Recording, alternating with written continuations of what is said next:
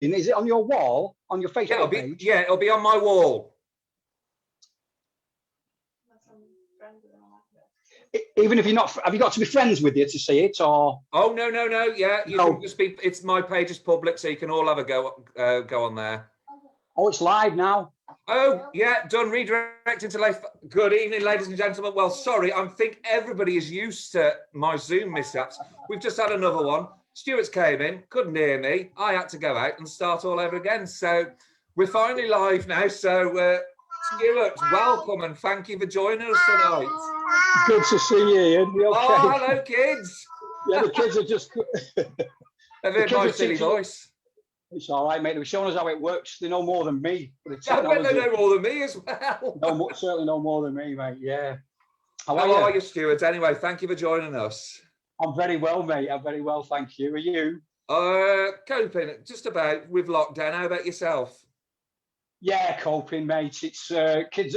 One kid's in nursery. One of my little girls in nursery. So my boys at home. So keeping us busy enough with that, really. To be fair, but yeah, I think we're all want to see the back of it now, don't we? I think. Yeah, it's getting to us now. Definitely. I mean, I'm ranting on social media a lot and stuff, and I blame it on lockdown.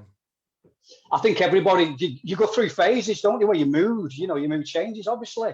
Oh, it's not just me though, because there are some days. I think yeah, some days I get up, I'll read a comment and it really riles me, and I've just got to snap back, and really I should just be ignoring, and I tell myself that, but. Well, I purposely don't. I purposely don't watch the news, and then you see it all on social media, and you get involved in it as well, and you think, "What am I doing?" Definitely. It's better just leave it alone. Definitely. Well, it's nice to have you here, mate.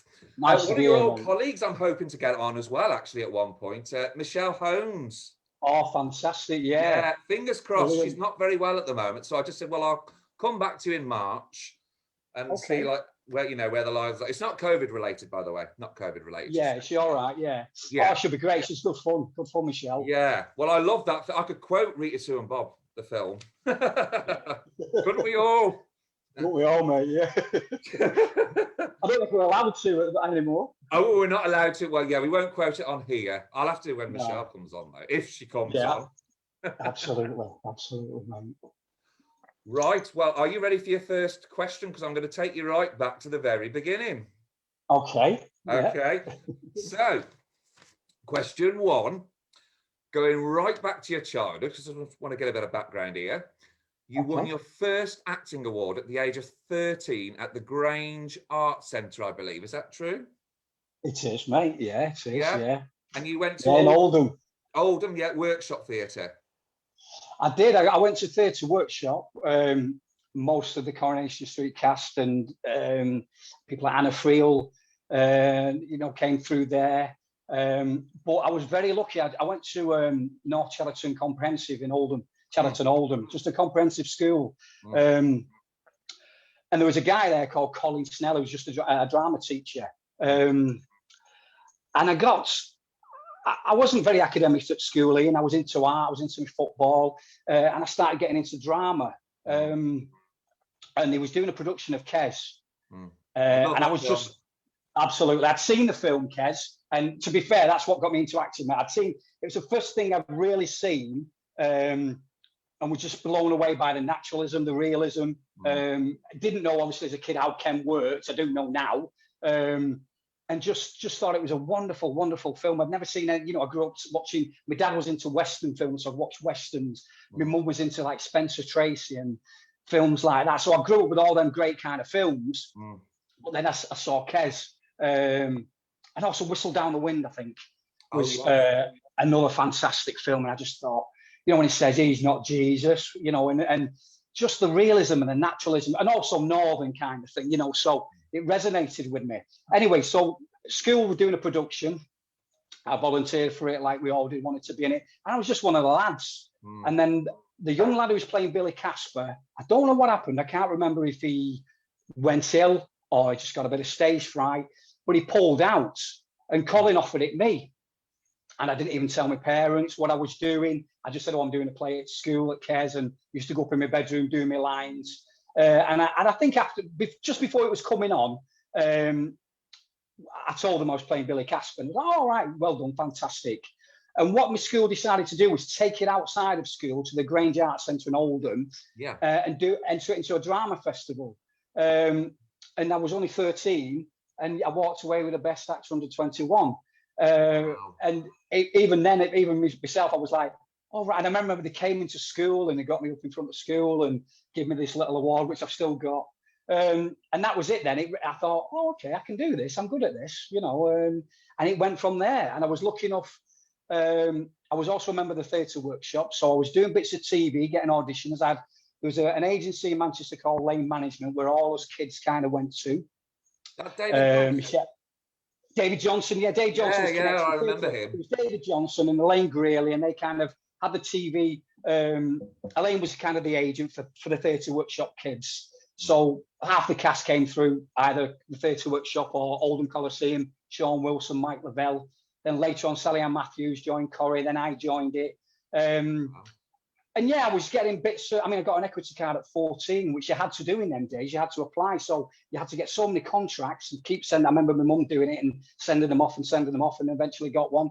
And I started to get little parts then. And the Paperboy came for Corrie and a few other things. One of the questions coming up.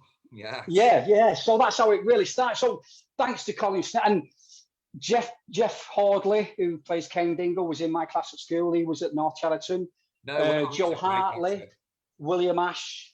You know, there's several from our school. Kelvin Fletcher went to North Chad. So yeah, there was a few that came through Colin Snell. You know, so we got him to thank, really. Yeah. Good old Colin. Brilliant. So it's been in your blood ever since. It has, mate. Yeah, absolutely. Yeah, it's all I've kind of really known. Yeah. But what a great start, though, 13 and getting an award. So that's brilliant. Well, we're still on your childhood on this second question, which is because you went on to become a leading and popular actor at Oldham Theatre School, which you've just talked about, before landing your first TV role as Craig, Rita's paperboy in Coronation Street. Because that must have been really daunting. Your first TV role and your first scene was with Barbara Knox, who was just like an all-time Corrie legend. How did you feel? Were you daunted? Silly question, but... Absolutely, yeah. I mean, I knew Sally Ann, I think she'd just joined the cast a year or two before. Oh, Rita was looking after her, wasn't she? Yeah. And I came in, so I think she'd been there a year or so, or only a few months maybe. I'm not too sure. I knew of Mike Lavelle, I knew Sean Wilson, didn't really know them, but yeah, I remember. I think on that first day, I didn't see a lot of cast, but obviously Barbara Knox and people. I can't remember now who else I saw, but really daunting. Yeah. Very friendly and brilliant, mate. Brilliant. She was lovely. Yeah. She was great, mate. Yeah, it was. I've just seen. I think you recently put that clip up, so it took me right back. Yeah. And that was my school coat. Craig Russell, I was wearing the actual school coat, a Kappa kind of sports coat. That was my own coat. You said about the Kappa, that was my own coat. I used to have a Kappa. So I became very popular at school then because everyone kind of recognised me, you know. Oh, well, that's actually a question I haven't actually thought of asking, but we'll get to that because that was your first one. Because obviously, I presume that was just you did 2 episodes as Craig, didn't you? I think so, mate. Yeah, 2 episodes as Craig. Yeah. So at the moment, okay, because I'll ask you about the fame part when we get to the Mark Casey role. Okay, because after the Corrie role came the BBC's children's drama Joss's Giants, and then at the age of 17, you worked alongside Sheila Hancock and Sean Bean in the BBC film My Kingdom for a Horse. So obviously I've got to stop and talk about a little bit about that film, and obviously working with, they're legends, Sean Bean and Sheila Hancock. Yeah, was she fantastic. Yeah, at that time. Yes, she was. Yeah, her husband in it was an actor called Brian Pringle as well, who's done quite a lot of stuff. And it was a John Godber piece. It was John Godber play, and turned into a TV film. So And it was, I believe it was Sean Bean's very first thing. So we was both kind of, Wow. it's funny because it kind of was, even though he was playing a teacher in it, it was kind of geeky anyway. But I don't mind me saying, Sean, but it was kind of geeky I'm sure anyway. he It was kind of geeky anyway. And I was 16, 17. I just managed to afford my first car. And I remember driving up the motorway M62 at 17 to a little Ford Escort, red Ford Escort. And it was being filmed in Barnsley. Yeah. So I was going up there and doing my best Yorkshire accent, but it was a fantastic thing to with Sean. And I didn't know then obviously where Sean was going to go, Hollywood and everything. And I remember Sheila being lovely and bright, but the cast was fantastic. But and Sean was fantastic because most of I played. He was a school teacher, and I played this kid at school, a bit cocky. Not again. Not again. Yeah, unfortunately, bit of a popular lad in school kind of thing, and his girlfriend, and it was also a teacher. There's a scene where he asks a silly question like, who does she like, who does she fancy, and she just happened to say that I was a smart looking kid, and it didn't go down well with him, so he kind of had problems with me then, and he ends up hitting me and getting in trouble in school and that kind of thing. So it was a lovely piece. Yeah. I think it's still out there. I think people can get it. It was a BBC film, but it's great. Check it out on YouTube. If it's on YouTube, I'll check it out. If it's on YouTube, yeah. Oh, brilliant. You see Sean in his we had geeky glasses on. He looks different. I have images of Sean. There's like that program that he did. Was it Sharp or something he did? Yeah. And then he was in I think he did a Shane Meadows. No, I don't know. Outlaw. Was that a Shane? That wasn't a Shane Meadows film. No, I don't think he's worked with Shane. But that was it, because that was the last time I saw Sean. Then all of a sudden, I think like 1988, 89 or something, Sharp came, and next thing is this huge kind of heartthrobbing star, and it's like, oh wow, that's Sean Bean, I work with, so. But talking of heartthrob, I mean, you were considered a heartthrob, weren't you? I mean, there's quite a few girls that I've had turn around and say to me, oh well, I was in love with him, Mark Casey. I didn't do too bad, mate. Because I've just wrote this down, because you'd actually been in another classic TV series, Making Out. Yeah. You actually got that first big break in TV, which was obviously when you headed back to the Cobbles as a completely different character, second of three, Mark Casey, and the ratings were like 20 million for every episode, and all the great legendary characters were there: Jack, Vera, Bet, Percy, Phyllis, Mike Baldwin. I mean, how was that first day on set? Oh, amazing! It was that was daunting, because I'd had a couple of meetings, and then it was decided this character was going to come in. So I knew it was going to be more than what I'd done before.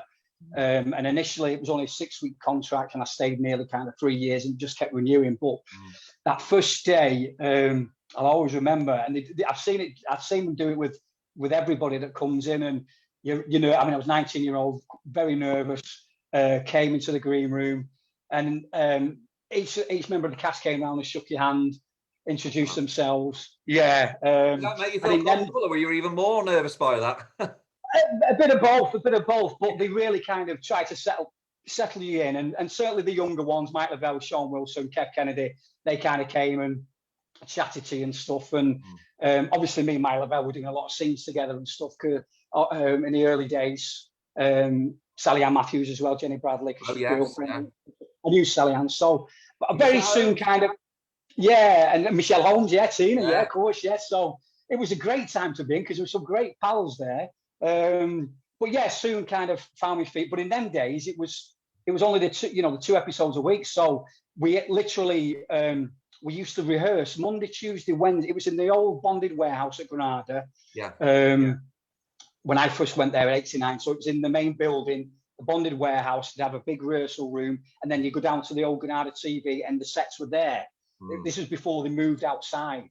And they used to rehearse 3 times a week, Monday, Tuesday, Wednesday. On Thursday, we'd have what we call a tech day, which is you rehearse in the morning, and then in the afternoon, you'd go around the set showing the producers, drinking champagne, eating sandwiches, it was phenomenal, and showing Mervyn Watson, David Lindemann, the producers, the scenes, and that was wonderful because you'd each watch each other's scenes, and then you'd clap and you'd move round to the next set, move to the Rovers, and then we'd just film Friday. I think it was Friday. Oh, sorry, Monday, Tuesday rehearsal, Wednesday tech day, film Thursday, Friday. That's what it is. Yeah, so 2 days, just 2 days filming. And then while I was there, they brought in, and I think it was Paul Abbott, because Paul Abbott, Shane was writing at the time. Oh yeah. He brought in the storyline of Better Buys, I believe, and they started filming weekends. And I remember some of the cast being in uproars, you know, kind of. It had to be on a Sunday, didn't it? Better Buys, was it Better Buys? Yeah. The supermarket, Reg Holdsworth. And then, I mean, look at it. Look at the soaps now. I mean, for 5-6 days a week, it's really fast and really hard work now. We were very spoiled in them days. Really was. I've got to ask you, because when you went back in 2015 as another different character, Liam Hodge, wasn't it? Greg Hodge. Yeah. Sorry, yes, that's it. Yeah, Greg Hodge. Well, when you went back into that, obviously, I mean, how did you feel about suddenly not being able to have rehearsals, or were you kind of used to working like that anyway? Used to working like that anyway, because of doing films and things, and you rehearse kind of, you know, rehearse, record. So yeah, it was fine, but it was strange to go back, and certainly it's a different character after, you know, the other character. And to be fair, they asked me to do it, and I had a meeting with them, and they said, yeah, we want you to come in as this character. Didn't know what was going to happen with it really, and I was dubious because it was a different name, and they were like, you look different. It's so long ago now. But I remember being in the green room, I think on the first day, and they've moved to Salford Quays now. They're over there. Of course, forget about that. Like I am now, just having a cup of tea. Simon Gregson was across. He was having a bit of a snooze on the settee, and I've not seen Simon's for 30. I've not seen him since the Mark Casey days, because their characters came in 6 months after me. So I remember him being a young school kid. He was still at school, and he was sat laid down. I remember when they first came in. Causing trouble, with Bruce. So he kind of wakes himself up, Simon, and he's rubbing his eyes, and he looks across, and I'm just sat there like this, having a good see, and he's like, "Hey mate, you okay?" And then he kind of goes, "Oh no," he do a double take, and "Oh mate, I believe you've been back and stuff." So everything, it was great to see old people, Mike Lavelle and stuff, but it was also strange to be a different character after spending so long there. But it was lovely. It's nice to have done 3 characters, I mean, would you go back if they asked you, if Mark, for instance, if they wrote Mark back in, would you want to go back in as Mark? Yeah, you never say never, do you? You never say never, but I don't know whether that's possible now with obviously Greg Hodge. We're supposed to be in Canada, I think. We took the baby, didn't we, and went to Canada, I think. So who knows? Who knows what the future holds? And you never say never. Never say never. Never say never, mate. Yeah. And with the strange things going on, who does actually know? Exactly, mate. Yeah. Well, it's just another Corrie question, because I just wanted to know, can you recall, I know I'm going to have to ask you to think back now, but can you recall, I mean, when you look back, are there any particular favourite scenes that you really stand out in your mind and you think, It's funny enough, you've just put the banger racing things on, haven't you? I love that, yeah, the banger racing. On social media. So that was pretty soon into, I think I'd only been there 6 or 8 months, so that was fantastic. Cover. So sorry, say again. You got a TV Times cover as well from that. Yeah. Well, what came from that? That was a funny story. Was they got in touch with the press office, TV Times, said we'd like to send Stuart down to Brands Hatch to do a feature with him and go around in the XR3Is and the Formula First racing cars and stuff. And Mike Lavelle got wind of it. And I remember him going up to the press office, and he said, "If he's going, I'm going." So we both ended up going on the train and stuff, and both did the cover and stuff. And it was a brilliant, absolutely fantastic day. So things like that were very soon happening for me and stuff. So it was a wonderful time, and it really was. So yeah, the banger racing, I think, was because we went up to a place in Buxton as well, High Edge Raceway, and we filmed up there. So, and they let us use drive the car. So a 19-year-old lad who, it was a Ford Escort as well, which I had myself. So you stalled. Yeah, I did, mate. Yeah. So didn't he? And Sally won. We let her win. We let her win. It was in the script. Yeah. There was no way. There was no way she was going to win. But Kevin was still adamant. No, you didn't win. It's not fair. No. I've just seen that scene today. I've not seen that for 30 years. It was fantastic. Well, speaking of scenes as well, because obviously I presume it was around the time that you joined, you were part of the Royal Command performance of Coronation Street. I think it was part of the 30th anniversary celebrations.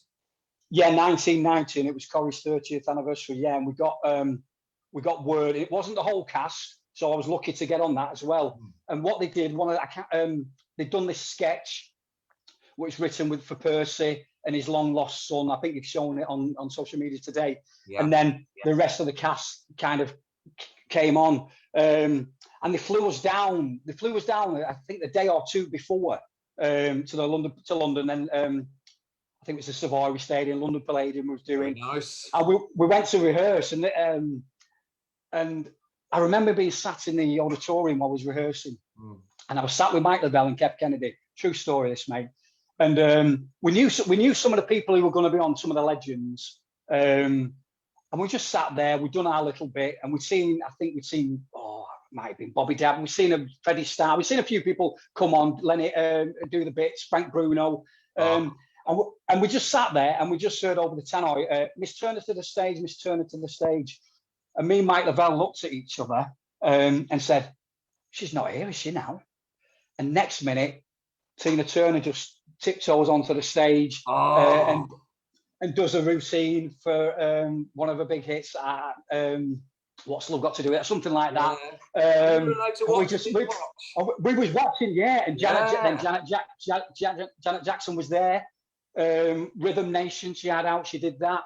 And the headline act was Jerry Lewis. Yeah. So we got to rehearse all these people like a day before and stuff. And we just sat in the audience like, wow, this was just absolutely, mate. That was when it really hit home that, wow, this is great. This is something else, you know. So, and then in them days, it wasn't the soap awards. There was none of the soap awards and all this kind of stuff. So this was a real. We all flew down on the plane together with the producers and the cast and stuff. So it was a real big thing. Yeah. I know they do these things all the time now, but for us, yeah, and for somebody at 20 years old. They were like events back then, weren't they? Like the absolutely, mate. Yeah. And was representing Granada and stuff. But yeah, it was awesome, mate. Yeah, to see Tina Turner and that lot. And I remember my mum and dad afterwards saying, "Oh, I think I spoke to him on the phone afterwards, and they were like, oh, what's it like? What's she like? Then is it great?" I said, "Oh yeah, I got to meet her, and I stood near her, and she was wonderful." She went, "Oh, she's very posh. She's very posh." And I went, "Was who very posh?" She went, "The Queen." I went, "I'm not talking about the Queen. I'm talking about Tina Turner." So I was get your priorities right, Mum. Yeah, my mum wanted to know what the Queen was like, and I was like, "Oh, but more about what Tina Turner's like." So, yeah. But, oh, cool. So I bet you enjoyed watching that rehearsal more than you did on the stage yourself. Yeah, because I mean, we were just at that tiny little bit. Yeah, we just walked on. So when the show was running, we was obviously backstage, so we didn't see the show live. You know what I mean? But so to be there the day before and rehearse and see some of these great people. Yeah, Frank Bruno. He did a sketch with Harry Carpenter, and yeah, it was brilliant. It was great, mate. It really was. Cool.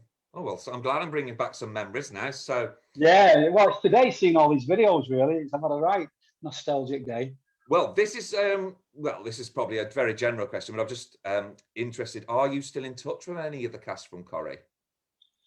Well, I'm not. I've still got a few of the numbers. Yeah, I've got Mike's number and stuff like that. But we just don't. He's down South Manchester now. It's yeah. I think you're all doing your own thing, aren't you? You do your own things, mate. Yeah, I mean, like Michelle lives over this way, and when you bump into people, I see quite a bit of Kelvin. I see other actors and stuff, but yeah, I've got a young family now, mate. So it's we keep kind of busy. But yeah, no, I've not. I think on social media, I've messaged now and again. Social media is one of the good things, isn't it? Yeah, great. Yeah, you can hook up and with all these people and stuff. Yeah, you can send messages and check on people and stuff like that. But I've still got a few of the phone numbers, but I must say I've probably not used it for years, mate. Not been in touch. Oddly enough, Mike, I think he sees a few of my friends who live South Manchester way, so I know he's keeping all right and stuff, Cool. Okay. Well, this is just another one out of personal interest. I just wonder, because you do hear these stories. Now, I've just got to say that the people I've spoken to have always said she's absolutely fine and she was wonderful, because my all-time favourite character, female favourite character in Corrie was obviously Bet Lynch by Julie Goodyear. So I just wondered, what was it like working with her? Because you do hear some stories about she's supposed to be difficult, but then I've heard from, like, Sue Jenkins told me that she was absolutely got on fine with her. She was wonderful, mate. Absolutely wonderful. I didn't have any problems with Julie at all. I mean, you certainly knew who the stars were in them days. You know, it was who had this dressing room and who, and there may have been some kind of rivalries with some of them and stuff. But yeah, I didn't really. But Julie, I got on great with Julie, and she could be mischievous, Julie. She certainly could. Something tells me I really believe that. Yeah, I remember at a time me and Kev Kennedy knocked on the dressing room door and surprised her. That's all I'll say. I'll have to see if I can speak to him next. But no, it was good fun. No, she was wonderful, mate. And of course, Roy Barraclough was there with us. So and he was lovely, mate. He really was. They were a funny Alec. Oh, funny. I mean, I do watch it now and stuff, but I don't. It's sex unbeat in them days. I've got to be honest. You know the. No, I agree with you. I've got to say. I mean, really I'm not putting Coronation Street down now, but for me, the fact that it's on like 5 times a week now, and back in the days where it was twice or 3 times a week, it was, I don't know, you used to look forward to it, and now like all the British soaps are doing 5 days a week. Yeah. It's sort of. It's a lot to keep that. Yeah, it's a lot to keep everyone interested, keep the stories going all the time. Yeah, and it was easier. Dramatic stories, because in Corrie it was quite like a sitcom in parts, wasn't it? It was, yeah. I mean, the comedy then certainly. I mean, and like I said, Paul Abbott was there writing, and you had some great directors. Ken Horn was there directing, who went on to produce and stuff. Heartbeats and The Royal and them kind of programs and stuff. So there was a lot of people, young writing directors, learning there as well. They've gone on to big things now and stuff. So there was some real cream there. There really was. But I mean, Jill Summers, Phyllis, she was just, she was hilarious. Yeah, she was brilliant. She was a star, mate. She had the best use of colourful English language I've ever come across. Really? No, I couldn't imagine that, actually. She was fantastic. Oh, yeah. And because she had such a wonderful gravelly northern voice, she could swear, and very much like Billy Connolly, she could swear and make it sound wonderful. It wasn't offensive it certainly wasn't offensive when Jill Summers swore, mate, I'll tell you. But she was hysterical. Bill Waddington was great. Bill Tarmy and Liz. I remember Bill Tarmy took me under his wing a little bit one Christmas, and I was lucky enough to go out with him and his wife and Liz Dawn and her husband.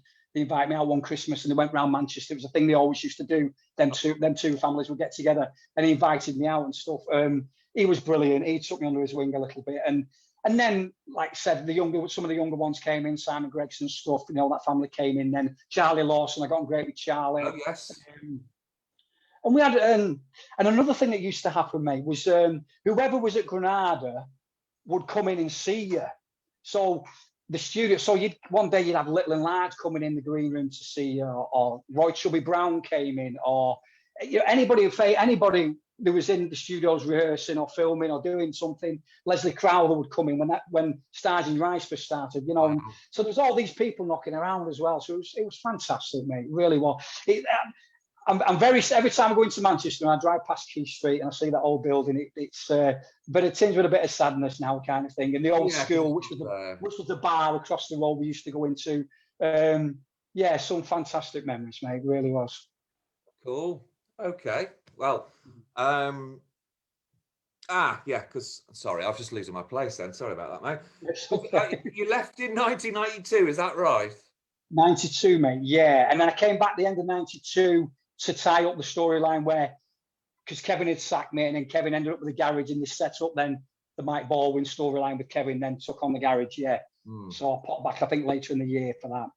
Okay, because this is the question about Corrie that we've already discussed this, so I don't need to do that. So after leaving Corrie in 1992 came a number of roles, including the TV adaptation of My Kingdom for a Horse, the miniseries A Time to Dance, Crazy Hong Kong, and then, of course, I've got to talk about this. You played a soldier in In the Name of the Father. So how long were you filming that for? I mean, brilliant film.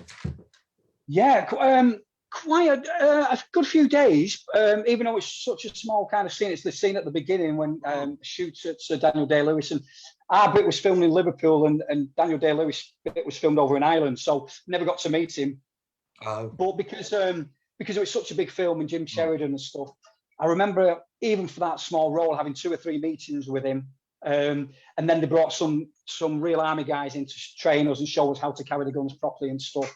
And I think the 3 lads in that scene, one of the lads was one of the leads in Joss's Giants, and another guy was in Corrie as well later on. So 3 of us were kind of Manchester-based actors that ended up doing that scene.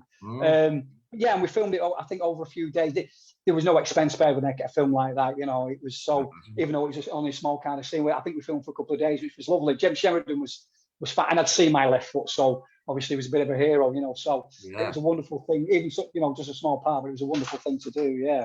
Yeah, brilliant thing to have on your CV. In the Name absolutely of the Father. Okay, because well, then after In the Name of Your Father came more roles in the likes of Bob's Weekend, Prime Suspect 5 with Helen Mirren, The Cops, City Central, At Home with the Braithwaites, that's an old favourite of mine, Mersey Bean, Clocking Off, that's another favourite, Came Out as Fat Friends, which I also loved.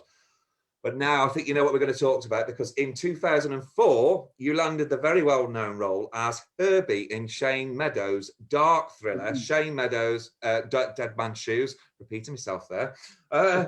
Now, Shane, he's one of my heroes, one of my favourite British directors. So I just wondered, before we talk a bit about the film, how did your association with Shane Meadows come about? Well, my agent at the time was a guy called Patrick Nyland in Manchester. And his brother, Tony Nyland, was on the books as well. And Ricky Tomlinson was on the books. Bruce was on the books. And Tony had worked on 24/7. Yeah. So he had a connection with Shane. And I think he did a small part in Once Upon a Time in the Midlands as well. So with her, I get a phone call off Tony, because he kind of works in the office as well, saying Shane's doing a new film. And he's coming to Manchester. He wants to see a lot of Manchester actors, and that, oddly enough, that was at Granada TV. So I goes along to Manchester. I think there was 2 meetings in Manchester, and every actor I can think of was there. You know, for Manchester and Liverpool and northern kind of actors, 20, 30-year-old actors. And then it took us down. He started to whittle it down then, and then took us down to Matlock. And then we realised he kind of picked the gang. And that was it then, really. Yeah, that was. I mean, did you have to, for your audition, did you have to do improvisations, or were you? Yeah, I mean, I've seen one of my favourite films is Room for Romeo and Brass. So I'd seen that, and Paddy Considine. You know, first time I'd ever seen Paddy, and I just thought it was wonderful again. Very much like Kes again. It was like, oh, it's stuff I love. But improvisation, I absolutely love it. I adore it because it's so free, and you can, you know, Shane lets you. It is scripted, but he lets you go as far as he wants to go. He knows what he's looking for, and it can take 5 minutes of improvisation. It could take an hour of improvisation to get what he wants, you know. But yeah, so it was one. I was certainly excited to meet him, yeah, and it soon became clear who was going to be in the gang, you know. So yeah, it was when I got the actual kind of nod that you're in it. Yeah, it was awesome. And by then we kind of started to become friends, us lads, anyway, because it must have been 4 or 5 times of us together. And then we kind of rehearsed the film for about 2 weeks before we even started shooting to get us really bonded and as best friends, because I didn't even know Neil Bell was from Manchester, and I didn't know him before the film. We're best friends. Oh, he's just joined Twitter, hasn't he? Yeah, he's just come back on. Yeah, we're all good friends. Paul Sado and stuff, you know, he's just done a video of mine. So we've all became really good friends and stuff because we really kind of bonded, you know, on that. Stretch, he was a boxer before, wasn't he?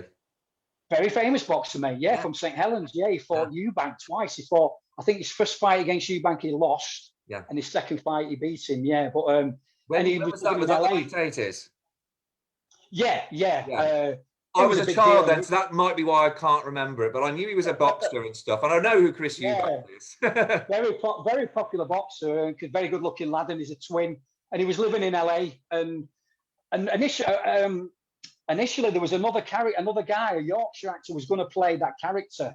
And then Shane changed his mind, and we'd already not started filming, but we was nearly ready for filming. And it happened with Toby as well. Toby Kebbell was another young actor, was going to play Toby's part, and he got cold feet, he got scared. So we'd already been rehearsing us lads for a couple of weeks. So then he brought Toby in for the day. He said, I know a kid, I've seen this kid in Nottingham at workshop, he's awesome. And he brought Toby in, and we watched what he was doing, and we were just blown away. And then the similar thing with Gary, there was the guy, he just changed his mind, Shane. He just went, no, this character, it's not right. I've got somebody in mind. And he said, this guy's going to come in from LA, Gary Stretch. And a few of us went, oh yeah, the boxer, we know him. And then he came and started to workshop with us. And then after another 4 or 5 days, that was it. Then the camera started to roll, and we started to, and we all it was filmed in Matlock, and we all stayed in Matlock in these beautiful log cabins up in the hills. Yeah. The only ones we didn't see was Toby and Paddy was kept away from us, so that we didn't kind of form any kind of friendship really, which works beautiful for the film. Yes. Because the only time I saw Paddy on set was when was on set, so it added to the realism, Yeah. And he kept him away from us. And then at the end of the filming, obviously we got to know each other a little bit and stuff. But great. I mean, such a privilege, Ian, really was, mate, to get that. I can imagine. Yeah. But am I right in saying it took only 3 weeks to film? Yeah, 3 weeks. I think 3.5 weeks to film. I mean, like I said, we've been going at it for a couple of weeks before. So of course. The script was developing, the bonding was developing, the storylines was developing. And oddly enough, my character was going to be one of the first to die. And the very first day of filming was the scene where I walk in and see Paddy. When he says that, Yeah, when he calls me, the C word. The C word. And then a couple more scenes. And unknown to me, I think Paddy and Shane had a bit of a conversation saying, no, he's gonna be the last one to die, because it's funny that it's only him kind of keeps seeing you, and he's going back telling the rest of the lads. So they left me till the end then. So that was a blessing as well. But how was it? I mean, because you had to, do the part, you had to act like you were absolutely drugged up and stuff. And, how did you prepare for things like that? Well, to be fair, he cast a group of lads who he knew had, say, lived or been around. Yeah, well, I was just going to say that. I thought it was a silly question, but now you've just said lived. I'll say I lived when I was young as well, but I've grown up now. But yeah. I mean, I was going to the Hacienda in my teens, and especially when I was in Coronation Street, knocking around with, we're seeing Rowetta and Happy Mondays and Northside and All Roses, all that lot. So I was around the Hacienda scene and stuff like that. So I was, I knew all that stuff. So he certainly got people who knew, because he talked to us and asked, he wanted to know what kind of upbringing we had and stuff like that. So we didn't know what it was for, but obviously he knew. Yeah. But obviously for that scene, obviously there's no drugs and things like that, mate. But what we did, we went out to a nightclub in Matlock the night before we filmed that, till the early hours of the morning, 2, 3 o'clock in the morning. I think we all got finally dragged out of there. I think it was the producers that had to come and get us out of there, because we was getting kind of infamous in Matlock, because they knew the film was being filmed. So we was getting drinks out and thrown at us and stuff. So we was in there till the early hours, and then he had us on set at like 6 o'clock in the morning. So we didn't really need much makeup there, mate. We was pretty. So it worked for it, and we really went over that over and over and over. We went over that scene and developed it, and who was going to kind of die first and who wasn't, and we built it, and then ready to. And that's what Shane does. It doesn't matter if it takes 10 minutes or takes a couple of hours. It's just him and the actors in the room, all the crew, everybody's out until he's happy with it, and he just sits there quite quietly and just observes. I think it's very much like Ken Loach works and stuff like that. Mike Lee, I think, similar. And then that's it. Then and then the cameras come in, you start to do it, and but it's a great way to work. It really is. Yeah, it's an actor's dream. It is. I can imagine. And what a cast to work with as well. Oh, amazing. There's not a bad performance from anybody in that film. Absolutely not. I think I think I read somewhere Jo Hartley, because she was in This Is England as the mom. That was her first role, wasn't it? The first role was in Dead Man's Shoes, and then she got the role of the mom. Yeah. Okay. I did have another question for you. Oh, well, this is actually a very obvious one because we've spoke about, because you've just told me about Toby now. So I just wondered, this is a really obvious question, but I am interested and I think I know what you're going to say now. What is your favourite scene in Dead Man's Shoes? Oh, I'm surprised you think that. I thought you'd say the death scene straight away. Or was that a very hard, really? Because I imagine it wasn't. It was a hard scene to do. Yeah. Because it was really intense. It's for like all a of horror us. film watching. Yeah, absolutely, mate. Yeah, and because there's been a lot of funny kind of scenes. Yeah, that was. I mean, as watching it in the film, yeah, it does stand up there. Like the beginning scene when I see Paddy and he calls me the C word. There's stuff like that. But there's a scene which is just one take, and it's the bathroom scene where Neil Bell's on the toilet and Gary Stretcher's in the bath. Oh yeah. That's just one take, and that was hilarious because again, improvising and workshopping and. Yeah, that brings back some memories. That really does, because it's just three guys we were really having a laugh then. You know, some of the stuff, and Shane as well. I mean, it used to amaze me because he used to, just off camera, is Shane there with his little view box watching the stuff. And he was laughing his head off all the time. And I used to always think, like, how come nobody can hear what?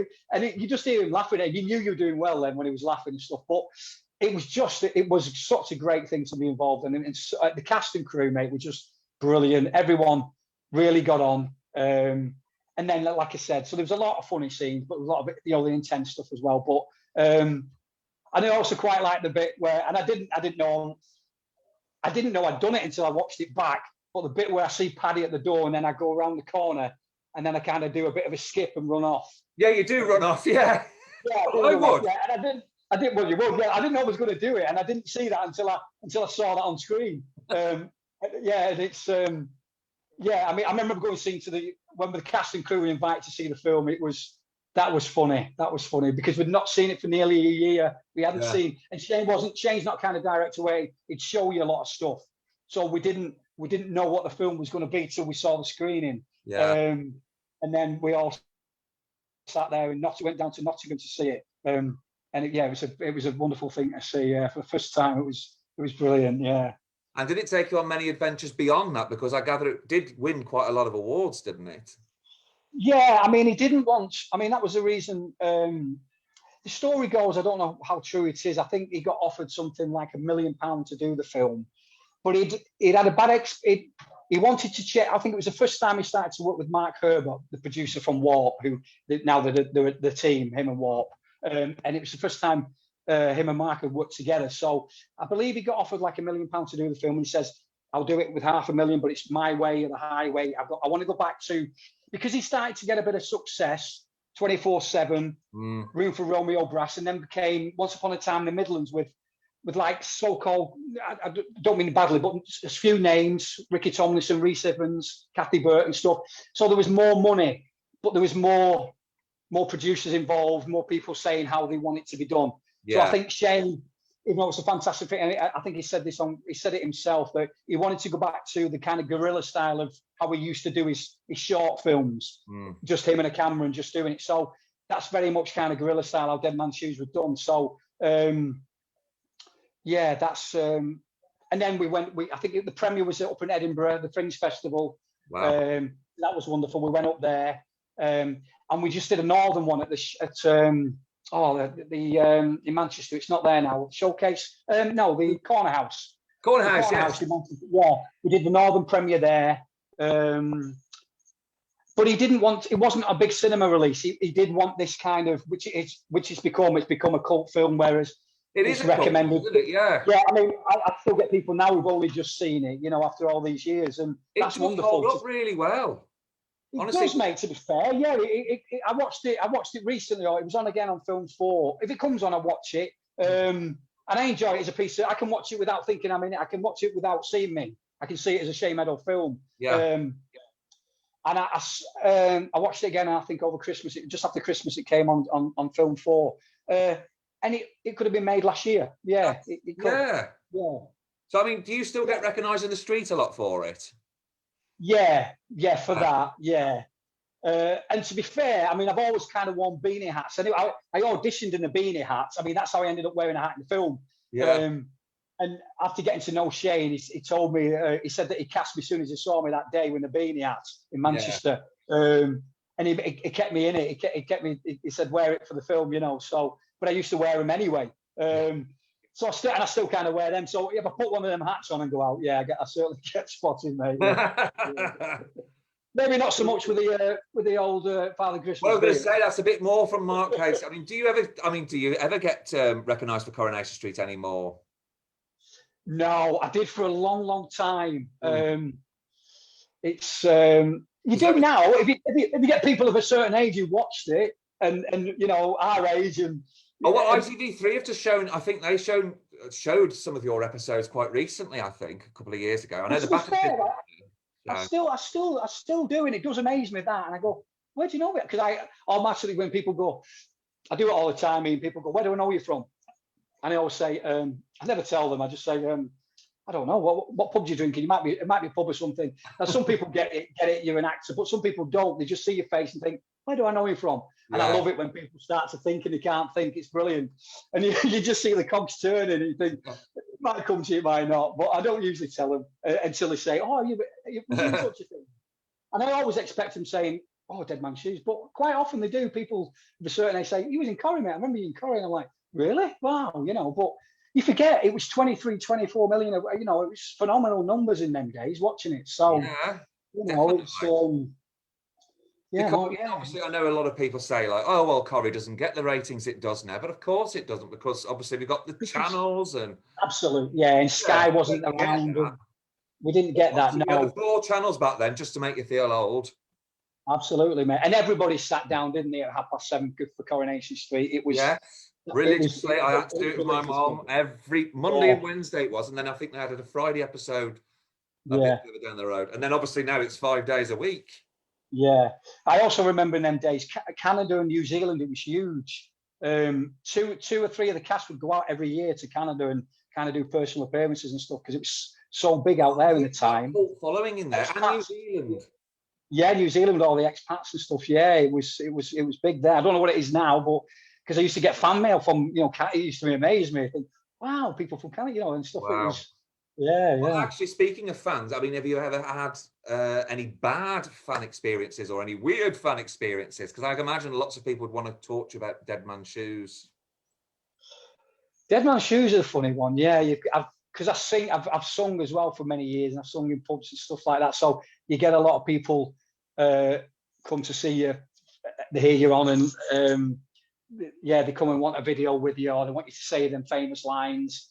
A lot of the time they just want an autograph and stuff. But with Dead Man's Shoes, it's weird. You always get people who want to reenact the scene.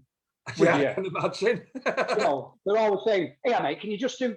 I'll say the C word. Can you just walk up to me?" And I'm like, "Yeah, mate, I'm sat here with my kids. Do you mind? Honestly, mate, I'll talk to you about it. In front of the kids. We're shoving the camera in your face. Go on, just say that word. Just say it, man." I'm like, easy, mate, easy. You know, but it's usually all good, mate. To be fair, it is. And with the social media, you get a lot of people all the time sending you messages, you know, and stuff with that. But it's just the one thing you've got to watch. I mean, in Coronation Street's case, I've got to say, some people, it's when this Brookside thing that I'm doing as well. There's like people, when I go into Brookside groups on Facebook, and there are a few that seem to think it's all actually, or was actually real. Oh yeah. Kind of scary. I remember in the street getting stick in the supermarket and stuff, and I used to get quite a bit of jealousy, to be fair. And oddly enough, I got more jealous in my hometown than anywhere. I can imagine. You get that, mate, and because it was popular, and you know, next minute you drive it, you get a nice car and things like that. But you know, they soon kind of forget where you've come from and stuff. But you get that in life anyway. But I got more kind of stick in my hometown than I did anywhere else. But it was all good, mate. It was all fine. I mean, I started to mess more around in Manchester then, and I became friends with Paul Ince, Danny Wallace at United and stuff, and I used to knock around with them quite a bit and stuff. So cool. I remember old school people used to say, "Oh, you get it." I mean, you don't care. you don't care at our age now, Ian. It doesn't matter what people say. But I remember in them days being a young kid, and it did used to bother me because I was an Oldham lad, quite down to earth, went to just a comprehensive school and stuff like that. But you move with your circles, and I was on a YTS before I got Corrie, and then the money started coming in. I bought myself an XR3i, started mixing in Manchester and stuff. So you get a lot of people go, oh, you're becoming a bit full of yourself now, and that's jealousy. Just jealousy, mate. And as a kid, I can't. It used to bother me in them days because I still very much still wanted to go out. I was 19, 20-year-old. I wanted to normal. I wanted to go out and enjoy myself. And I must admit, I did get sick of leaving. I used to leave pubs all the time and stuff because you get funny looks or you get a bit of jealousy, and you just go, let's move on and stuff. And don't want it, do you? Yeah. So thankfully, I don't miss that. I don't miss them kind of days, and I don't think it's. I mean, I've done soap since, and Hollyoaks and different things. You don't get that kind of thing now. Different characters, I take it. Yeah, I don't think you get it like that anymore. So I don't miss that kind of stuff. And yeah, you used to, and obviously the people, some of the bad characters in. If he was a baddie in the soap, I mean, as a rep, they used to get some right abuse in the street, didn't they? I think old ladies beating you up with a handbag and stuff. Yeah. Oh no. Oh well, it sounds like great days. But anyway, we're gonna. Oh, sorry. Just one last question. Just I presume you're still in touch with the cast from Dead Man's Shoes? Yes, mate. Yeah. I see Paddy quite a bit. Neil Bell, Paul Sado. Paul Sado's just done a video of mine, which we'll probably get onto later on for a music video.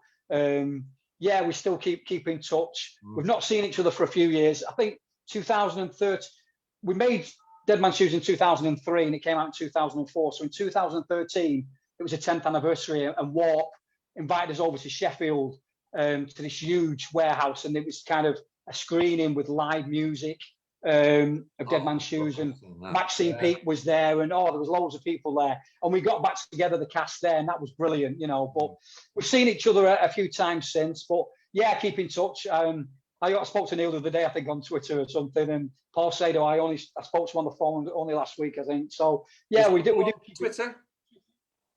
Paul's on Instagram. Okay. I don't do Instagram. I only do Facebook and Twitter.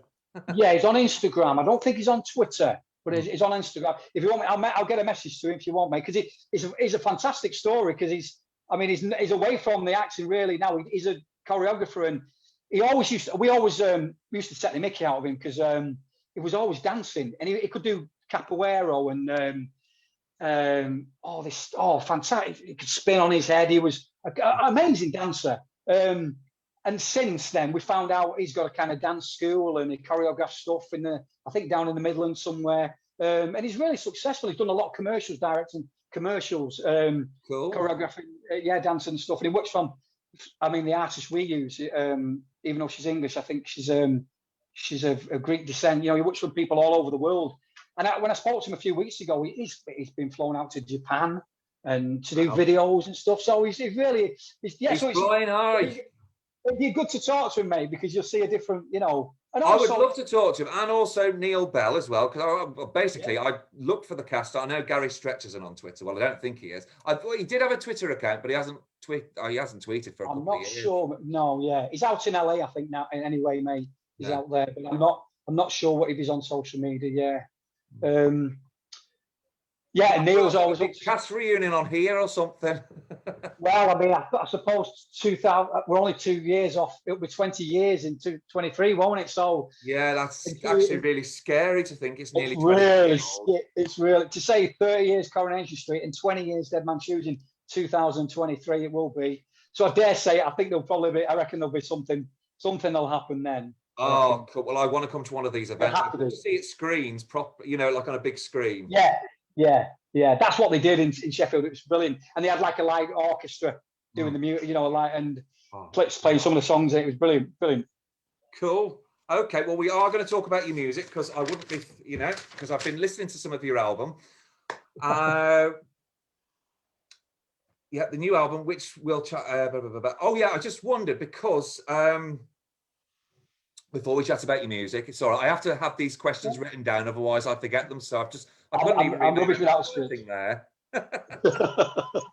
So before we get into your album, I just wondered what music artists you like and listened to when you were younger, and who would you say were your influences?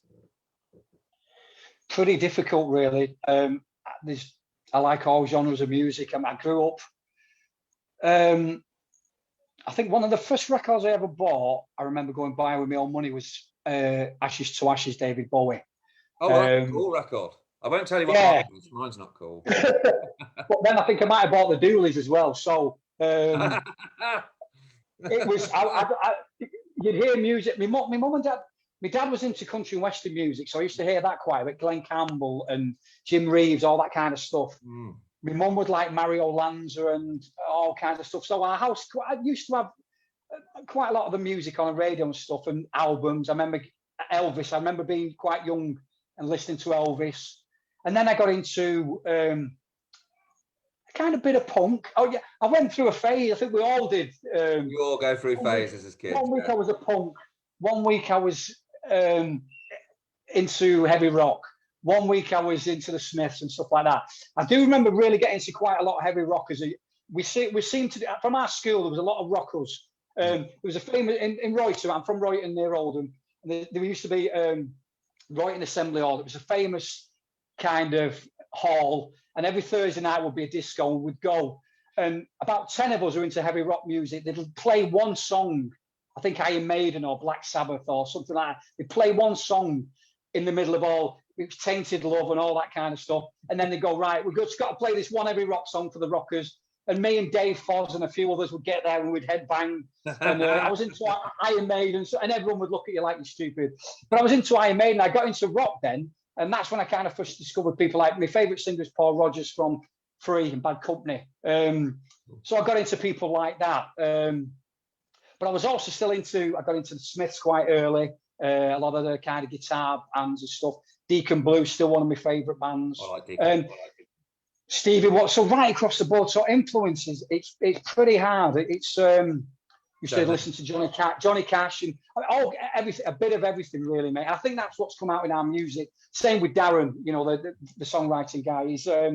He's similar to me. He's kind of a bit of an eclectic kind of music taste, and even though vocally I may like certain singers, musically I like, you know, a lot of 80s kind of stuff. I don't, hark back to, I listened to Tears for Fears again the other day. Brilliant stuff, you know. But then again, rock music, and I was very drawn as a young lad wanting to be in bands, and I was in bands at quite a young age, wanting to be, even though we do covers of the Smiths and Joy Division and that kind of stuff, I was listening to people like Steve Perry from Journey, Jolene Turner, Rainbow, Deep Purple, Ian Gill and stuff like that. And they were the kind of singers that I was really wanting to be. But still loved all the other stuff as well, you know, all the other kind of your Morrises and your Ricky Ross, Deacon Blue, I think fantastic vocally. Peter Cox, Go West, phenomenal voice, you know. So I always, because I've always wanted to sing and I've always kind of sung, I've always looked at the singers, you know, and kind of wanted, and Stevie Wonder, and I love Stevie Wonder. Stevie Wonder, man, he's the greatest there is, yeah. Effortless, isn't it? Yeah. It is.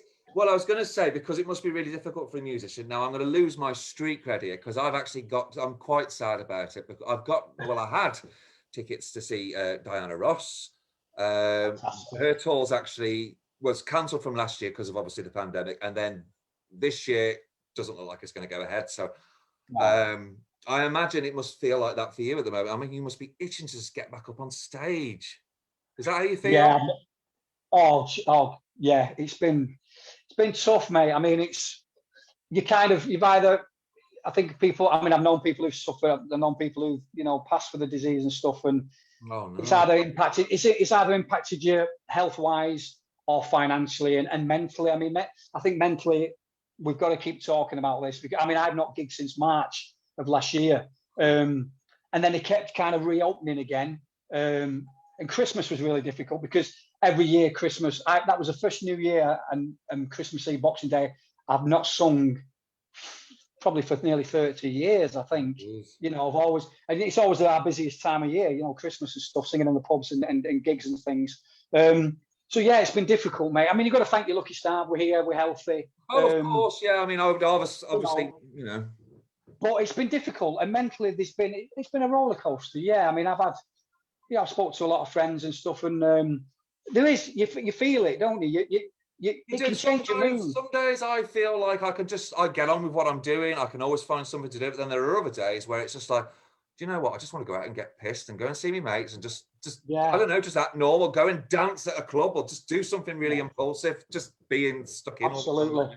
I mean, I'm really missing the live music scene and stuff, and just hearing music. I mean, just jukeboxes in the pub. You know, I mean, I play music in the house all the time with the family, but there's nothing like listening to live music or even a really good jukebox in a bar or something. You know, and the atmosphere of a gig as well. I love atmospheres of gigs. Yeah, comedy clubs, and all that stuff. I've got some great mates with comedians, and everyone's suffering. I mean, everyone's been doing this kind of the podcast stuff now and that, so that's been great to kind of hook up with people. I've done a few of these now with some comedians. Yeah, well, thank you. Yeah.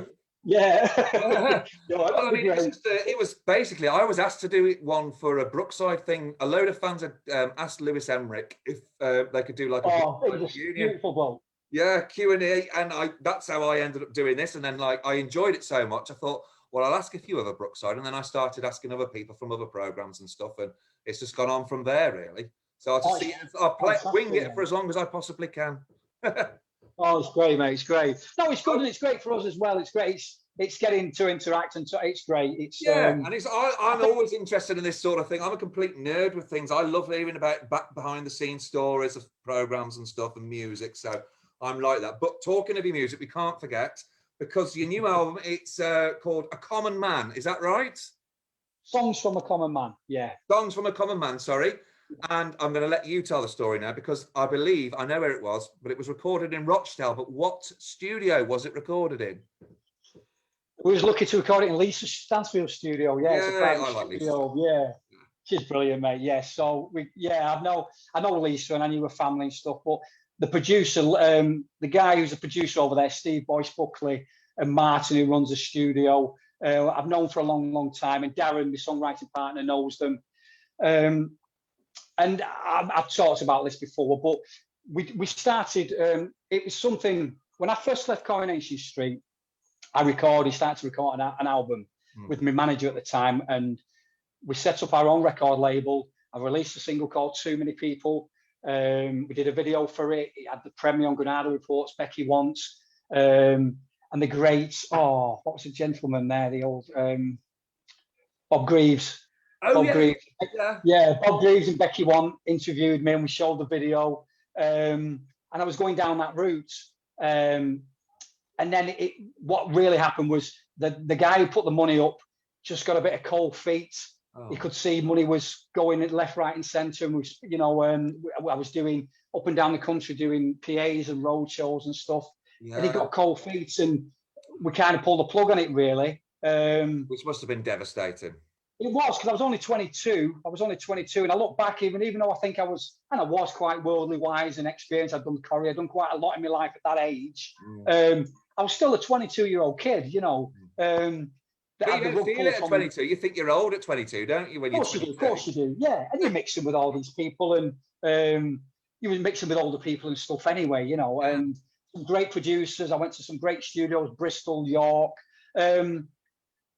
So it was always, and then I started doing bands again, because I've done bands from the early age. My first band was when I was at school. So I've always kind of done music. I've always played around the local area, played in bands, sung on my own, sung with duos, trios and stuff. But this has always been a thing, like a scratch to itch. I've always wanted to do an album, do original stuff. And me and Daz got talking oddly enough, on my stag do a couple of years ago. And we bored everyone stiff. We were just talking music all night. We went to see David Bowie. Creative. And then we started pretty soon. He came round to my house. He started showing me. He'd show me the songs he's got. I had a couple of ideas, and then it just built from there. And then we had the idea of, well, should we speak to Steve about getting to Lisa's studio? Yeah, okay. And it's all funded ourselves. We've done it ourselves. And then we started. We did one. We did a couple.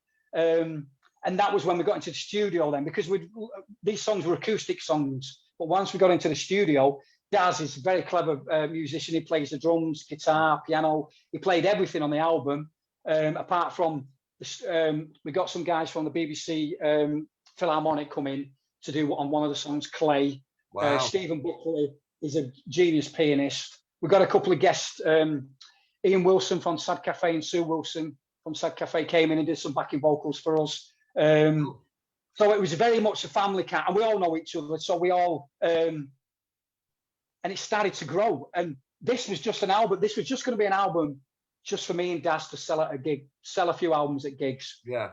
But once we started doing it, and we took 10 months to do it, we realised we got something, you know, a little bit better than just throwing this away. Good. Yeah. And we're super proud of it, mate. And the first thing I did with it was I'd met Damon, Badly Drawn Boy, at a friend of mine, Paddy Constantine's band, Riding the Low. I'd met him in Manchester at a gig there, and we kept in touch. And Stephen knew him from many, many years ago. And just before, and when I got the final recordings, I sent them to him. And I thought, see what he thinks. I'll take it. If he does, I'll take whatever he says. I'll take it on the chin. And it took a while to get back. And then he sent me a beautiful email saying, it took me a while, Sue, because I didn't really have the words, but I'm absolutely blown away. It wasn't what I expected. And wow. It's proper songwriting. And you know, you really are serious with this. And he's plugged it on social media for us. And yeah, he's been really supportive, mate. And it started to grow now. I've done Mike Sweeney's had us on, Steve Roll's had us on BBC Lancashire, BBC Manchester and stuff. And it's just starting to grow a little bit now, Ian. You know, doing things like this. And so yeah, we're really proud of it, mate. We love it, and it's a good piece of work. And it's strange because we're getting messages now because of social media. You can put it up there. I'm getting messages from people around the world as well that are listening to it, and it really is. It's touching, but it's mind blowing when people say they're enjoying this. I've never had that before. Obviously, I've had the acting side, and the music and acting has gone side by side for me. It's both been passion. You know, I've always wanted to do the music as well. But it's when somebody says they're enjoying your music, it's a lovely feeling, mate. It really is a lovely feeling, yeah. So we hope to, you know, take it out on the road when we're allowed to. And oddly enough, because of this lockdown, one good thing about it is we've got another album's worth of songs. So we will do excellent. Oh, well, I can play that and then I'll tweet it for you as well, because I just wanted you to say it's called Songs from a Common Man. Where is the best place for us to listen to or buy? You can buy it stuartwolfenden.com. You can buy the album there, but you can go on Spotify or iTunes, Stuart Wolfenden, Songs from a Common Man. You can get them there. Obviously, Twitter, Instagram and stuff. On Facebook, I'm on. You can see people are probably bored. Hello, Facebook, if anyone's watching us. Of course, they are. Putting videos up and stuff. But that's that's my job now. It's my income. I've not gigged since March. So we've been trying to sell it and promote it. But nowadays, obviously, iTunes and Spotify are pretty popular. But nothing beats an actual CD. So go and get a CD from the web. Go and get a CD. Well, I tell you what, I'm still in the 90s. I still buy CDs, you know. Nothing better than a CD, mate. Sounds miles better than on headphones and stuff. Yeah, get a CD. CD albums, man. I mean, I wish we'd have done albums. I wish we'd done some albums. Yeah. So, well, I still like. They're bringing vinyl back. I want to get a vinyl collection now. That's how old I'm getting now. Yeah. Well, one of the first questions we got asked was, "Have you got any vinyl?" I think when we did it, and we were like, "We're sorry, we didn't do vinyl." But oddly enough, the CD looks like vinyl. So, cool. Is that something that you consider in the future, doing a vinyl copy of your albums? Yeah. Love to. Oh yeah, to have. Yeah, love to. Yeah. I mean, when me and Daz first got the CD, we met up in a place called Todmorden. And we both met in the car. We had these boxes of CDs, and he brought me a box full. And I said, "Have you listened to it?" He went, "No, I can't listen to it till we meet up." And to sit in the car and unwrap that CD and put it and play it, and just sit there and go. It was. I'll remember that for the rest of my life, mate. That was fantastic. Oh, lovely feeling. Well, that's the thing. You want, if it's something like, like a book or something like that, you want to be able to hold it in your hands rather than it being stored away in your computer, don't you? Absolutely. And we've got pamphlets with it. You want to. I mean, that's what a great thing about CDs and albums. You want to read, and I like the reading, and the pictures and stuff, because I'm like that. Yeah. People say I'm just being really fussy, but I'm like, no, you're not a proper music lover then. Yeah. Okay. Well, we're finally at the final question, which is. What are your plans for the future, which I know that you've just got into now? So obviously some gigs when we can get going again. What about the acting? Yeah, I'm filming this weekend, oddly enough. I don't think I'm not sure if I'm allowed to say, but it's on a horror film. And because I had to get a COVID test this week because everything's obviously, you know, going to keep everybody safe on set. So it'll be the first time I've been on set for over a year.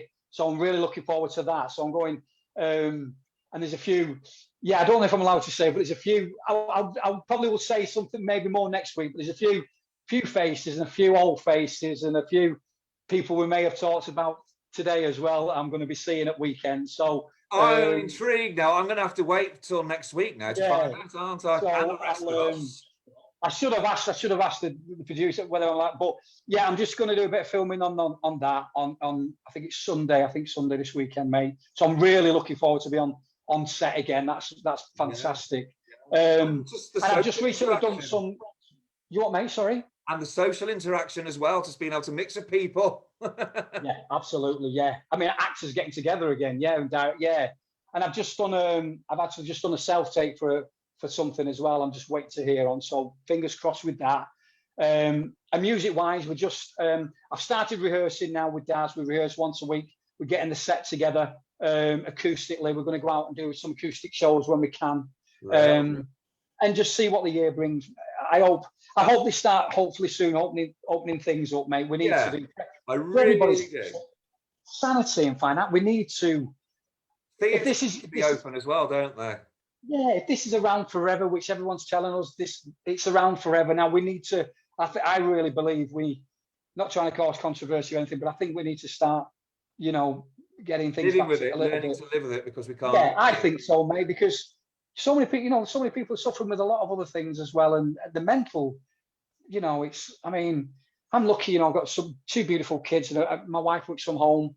She works in the travel industry, and she was hit hard with it as well. But we're lucky, we've got a garden we can do. But I just think for some poor people who've got kids and they're stuck in a flat or they're stuck, and you just think, oh, they must be going absolutely insane. You know, it's we've got to start getting some kind of normality back. I hope soon, man. We will get some normality. Yeah, we'll do. Yeah, hold on to. That's what because I had somebody on last week and they were saying that's what we should hold on to. It will, you know, it won't be like this forever. Just feels like it at the moment. So, yeah, and it's been a year now. We're nearly at the end, aren't we? So hopefully. Thank God for that. Because I can't believe it's a year next month, isn't it? Yeah. So that is really scary. That how quickly it's gone. Really scary. Yeah.